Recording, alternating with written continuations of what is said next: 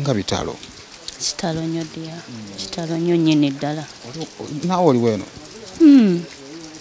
okuyiseeko wali ate nendabanga yeggwe neŋŋamba aligo ntegedde otya wendabye abadde alina ambuleera kale ate ontisono nendabanga yeggwe notegeera ndi wali kumpimpi era eva yagenda okujja eno nga nze najjayo dda wawulidde otya okuba nga ofunye omuyembe ku siku ale nga mukwano gwange okitegeera nawulira nga ndi comfortable nti ne bwe naalumwa ekiro nina gye nzirukira wamanyako bane wekanga wekanze nti muli ku kyalo kyekimu namanyako ng'agula namanya simanyi gye yakijja naye ng'ate nze nafunamu about okutegeera eno ategeerayo kuguba naye wekanga bwekanzi nti ategeddeyo nekanga bwekanzi nti ategeddeyo kuba amayumba agasinga oba abantu abasinga bazze eno olw'okuba nti no bawulira waliyo abaliyo be bamanyi kati nawulira bulungi nga zze eno neŋŋamba yes sister ze kati ekyalo katukyefuge nga mukwano gwo of course if tubadde tumulaba abadde mukwano gwaffe mu mawulire naye nga mukwano gwo kiki oyinza okwogera ku Eva za muntu kyabadde tamumanyiko ekirala Eva kyenyinza omwogerako nga nkijja ku mutima ye muntu abadde alina true love nga bwakusanga takwepankirako ng'asobola n'okugamba mu bantu enkumu ennyo n'anoonya nkubiraani oba kino nkigambaani n'anoonyamu oyo gw'amanyi nti no ajja mmuddukirira oba ajja mmusemberera emuntu gw'obadde osanga nga ne bwe yali tanalwala nga twekubira amasimu Maria tugendewa tutambulirewa naye nga bw'omusanga awantu that inner love eyo ey'omunda ndowooza oba yabadde maama waayo kubanga nzibu okusanga Simon nzibu nnyo people pretenders Eva badde waddala 100 ku 100 kyenzigira ku Eve yali nga tannalwalamu kaawo yali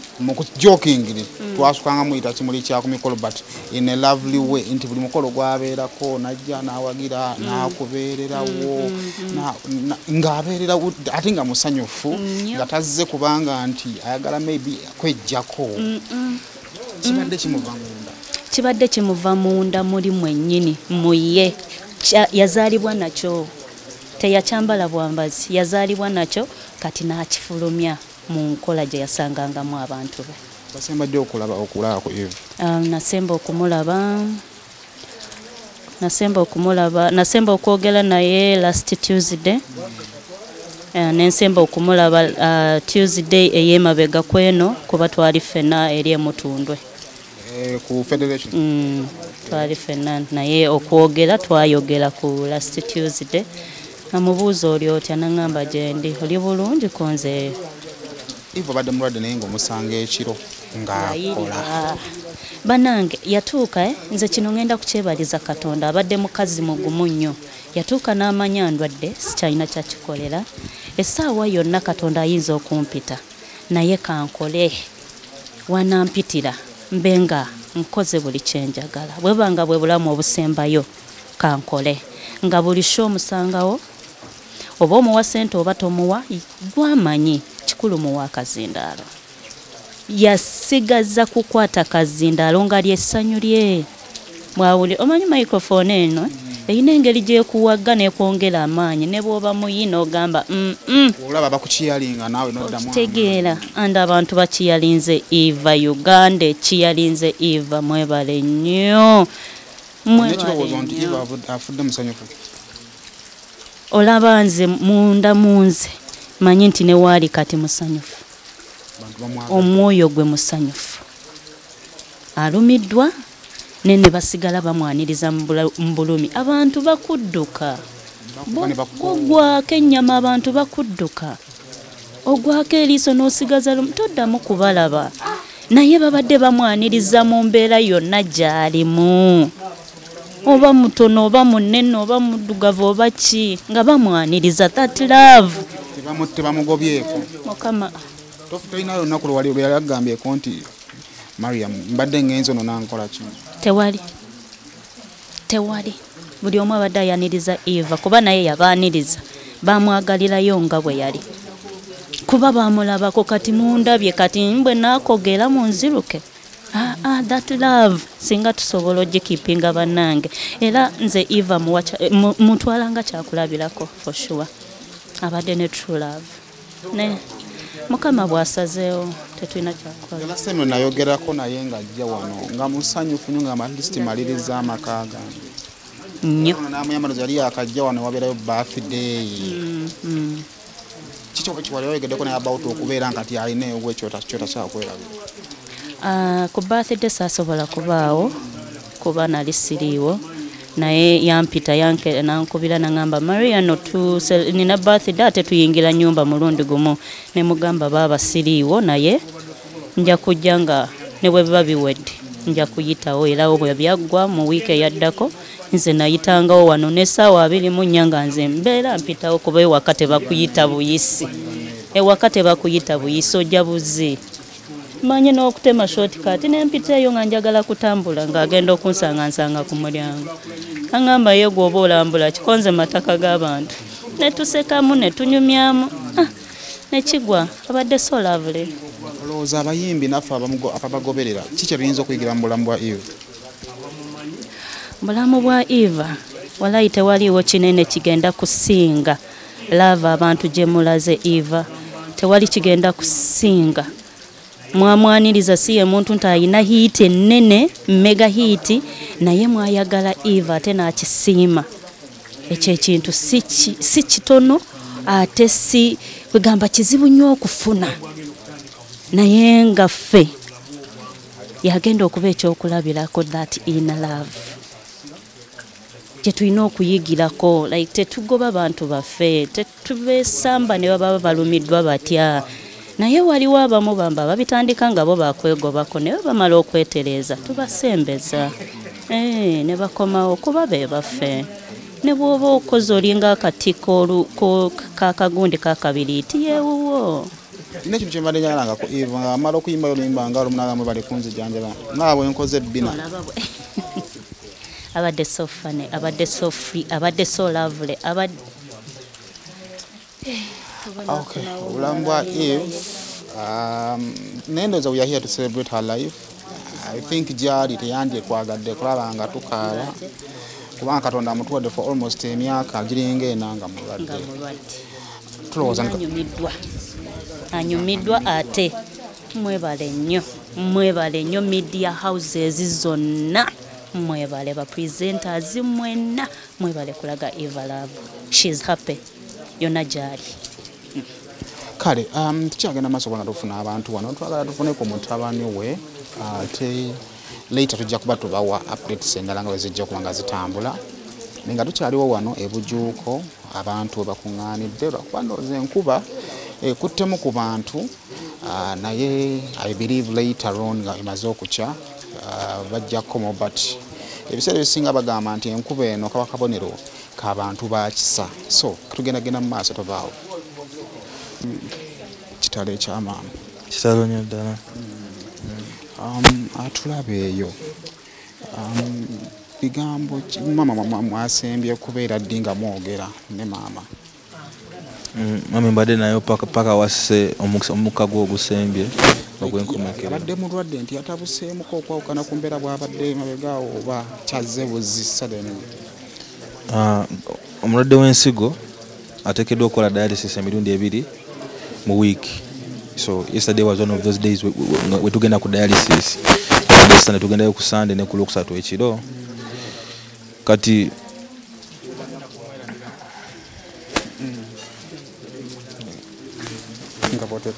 kati ale tukyali ku dialysis kutagenda ku dialysis yabadde bulungi nnyo ddala naye ngerawo omanyi abalwadde abalina chronic diseases embeera deteriorating essaawa yonna yes so kibadde nga kituukangawo bulijjo ekyokudeteriorating nga abeera bubi nga abatassa bulungi aba aweekeera temperature ne zirinnya omutima ne gukuba nnyo nga ayogera ebitategeerekeka nga embeera tebyabyamu batesanyusaako yadde era omulabako kale womusanga mu kkubo nga oba wadde wamulabyeko emisana omulabako n'embeera gy'abeeramu weewunya nnyo obugumu engeri gy'abeeramu omugumu abadde mugumu nnyo kubanga mweyembeera wabadde wagituukamu nga mumukola mutya okusobola okukkakkana kisinzira ku case olumu abana infections olumu eba pressure ng'erinnye olumu ebandyambi kubanga alidde kale nga omanyi basooka matolya kineeno naye okitegeera oluusi ebintu ebimu tosobola byewala naye ennaku ezi mbanga eriseewo abadde yeekuuma bulungi nga talya bye bamugaana nga agenda ku dialysis ng'agezezaako ne product nga bagita Rochetta stem cells era nga naye mukola bulungi era ng'ali w'amaanyi nga talina buzibu bonna beside nti alina kidney disease kigeeza kyazze buzi out of the blue tekisuubira abadde okuvaawo ke mbadde sikusuubira n'emyaka 2 egiddako kubanga abadde mugumu nnyo mbadde mbaliranga emyaka nga 6 even more naye nga omanyi mukama yateekateeka tuba tuli awo natandika okussa obubi nembuuza mami owulira otya nagamba siri bubi naye okussa kunsumbuwa so omusawo namusikebera pressure tesina maanyi mbadde mulina omusawo wano tubadde mu ddwaliro ekiruddu mbadde mukyalina ku dialysis ku ddwaliro ekiruddu nebamujjako pressure ng'esse nnyo wansi so omusawo nekimweraliikiriza nnyo n'agamba temusobola mumuzzaayo waka pressure ze ziri wansi nnyo so mumutwale ku emergency abasawo baliyo bajja bayamba natwanikira nakapapula tukirira ku emergency otutuuse ku emergency omusawo natwa oxygen namuyambayambako nabeera nga stabilizing omusawo natugamba ekyo oba sitagenda musindika ku ward naye nga omanyi ebintu byentuuko era abadde kale mbeera gyabaddemu ng'enjala emuluma obudde bugenze ate nga yeddugaza nnyo nga tetulina namasuuka malala tetulina ki nga twetaaga omulongoosa then tufune n'ekyokulya then ahumule namu bulungi obaddewo ng'oliwo nawe yes nga wetuli so netugamba omusawo katumuzzeko ewaka engeri gya stabilizinzeemu tumutuse waka tumulongoose afune ekyokulya ahumulemu then tumuzze enkya tusobole ofuna wadde nga tufunye ne ku ssente kuba ne ssente zibadde zituweddeko zonna era nga omanyi ogenda ku ddwaliro ogenda ne ssente ne bazitwalatwala zonna so tutuuse waka netumuyingiza mu nnyumba netutandika omulongoosa nga tumusitula tandika omulongoosa natandika omutenderakanyiza ekyokulya nagamba Fred natandika okukyuka mu njogera ne mu bikolwa nga ali intimate okusinzira ku ngeri bujo gyankwasaganyamu mama wange tuwogera mukwano gwange tutesa ffenna naye tetwewa oba nkugambe nti affection eyo ya nti kankwehaga tikankwehaga abadde attached jenene nga si mu ngeri bwetyo nga mpahaga nga nsitula nga Fred kubira mama wange namana nga makwera n'omusumba netukwera n'omusumba namusabira adwe natugamba mudduse mu ddwaliro mangu nagamba mutwale siri bulungi muzzeeyo mu ddwaliro kale tebikkirizika oba mutegedde ddi nti mami agenze mutuufu tukitegeredde wano mu nnyumba babadde bamukutte neyesika emirundi 3 namala nazikira nemulingo oba n'okukkiriza ogamba tugezeeko nga tumuyita nga bitaga mami zukuka mami tumuteeka mu motoka mbadde ngenda avuga naye sobodde vuga nga nsanyaladde Isaac nemugamba avuga Isaac navuga emmotoka alivugiddeyo dakika kuva wano obujuuko paka Mulago avugiddeyo dakika 2 netutuuka mu dakika 2 nga tuli Mulago tuse Mulago abasawo ne bamukatakwatako ne bamukebera ne batubulira amawulire getubadde tetwewala naye nga kyekiriwo netusanga nga abadde atuleseewo netutya nnyo kuba tubaddewo basatu ffe kafeka ne mwami Mugerwa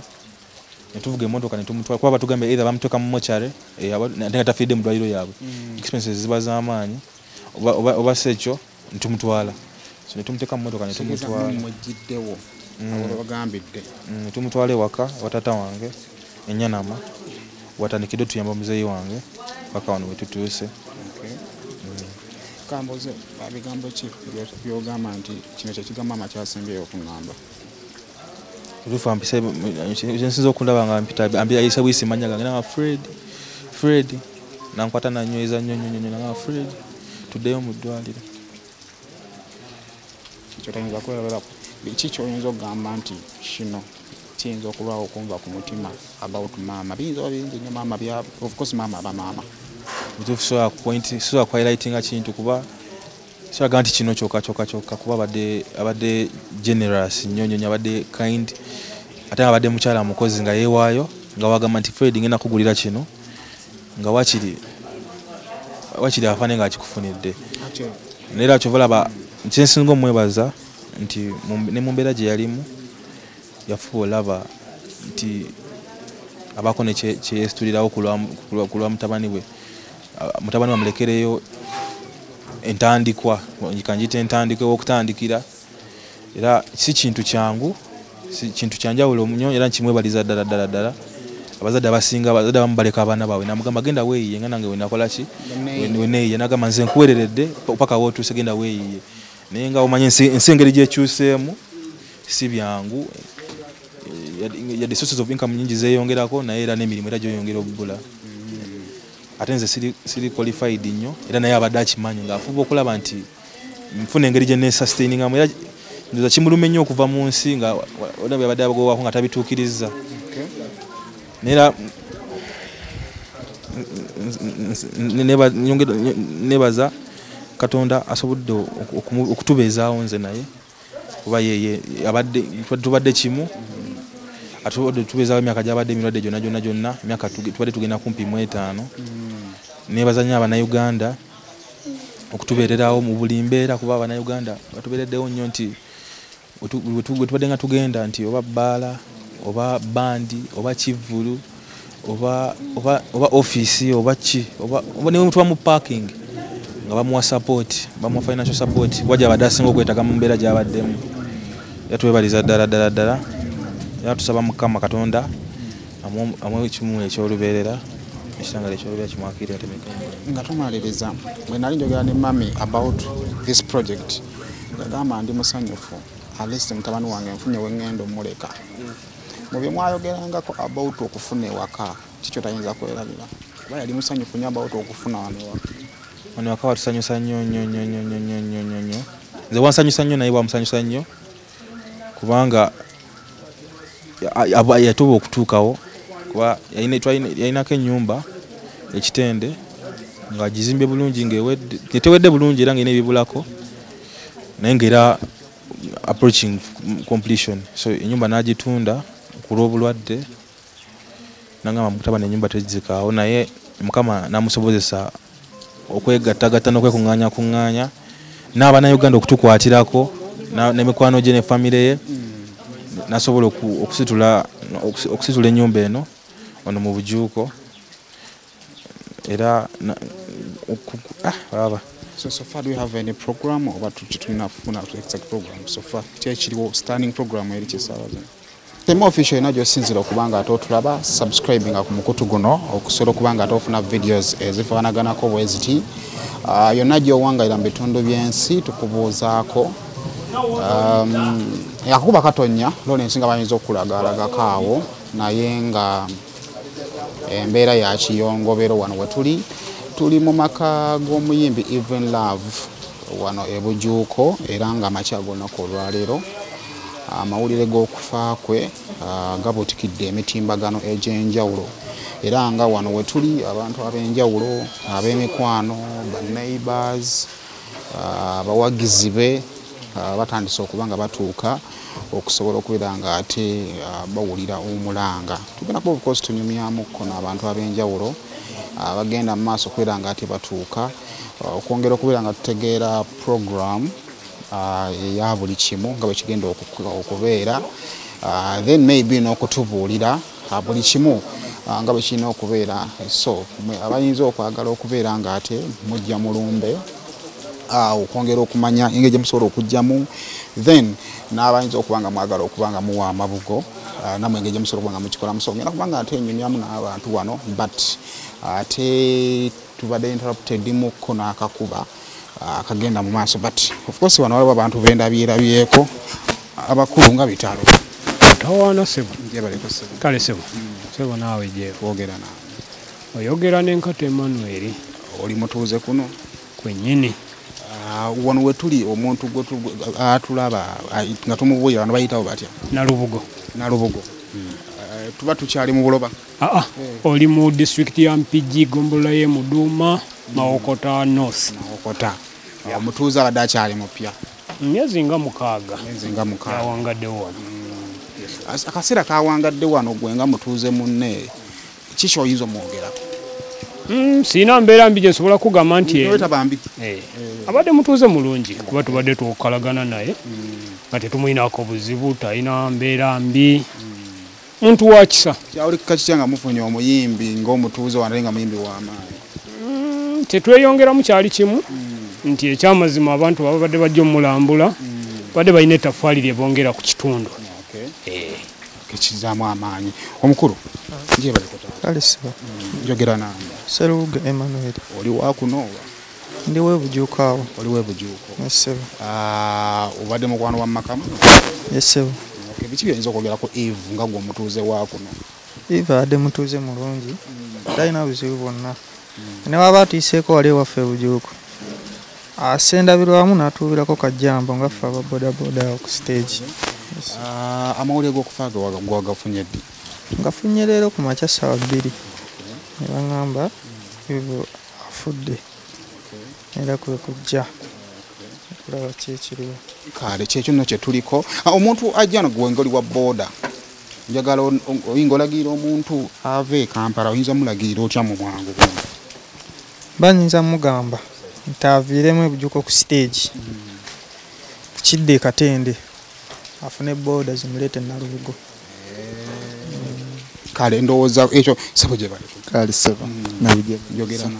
oyogera ne mukulu Lukwago Isaac oli mutuuze kuno yesebo ndi mutuuze amawulire g'okufa gwa Eve gakusanzeewa amawulire gansanze waka kiki obadde omumanyiko ebbanga ettono lyabadde kuno abadde mukazi mulungi nnyo nga n'obeera ozzeewuwe akwaniriza mbadde mutera okujjawo wano tubadde tutera okujjawo ne tumubuuzaako nera nga tagobera abweru ajja nagamba jangu ondabeko era ng'omubuuzaako abadde mukazi mulungi nnyo yatufiiriddwa nnyo kale embeera bweri wano abantu ab'enjawulo taata kankubuuze ku katono mukama wange ku taata njogera nange oyogera ne mwami Seruwu Baziriyo Seruwu obaani wa Eve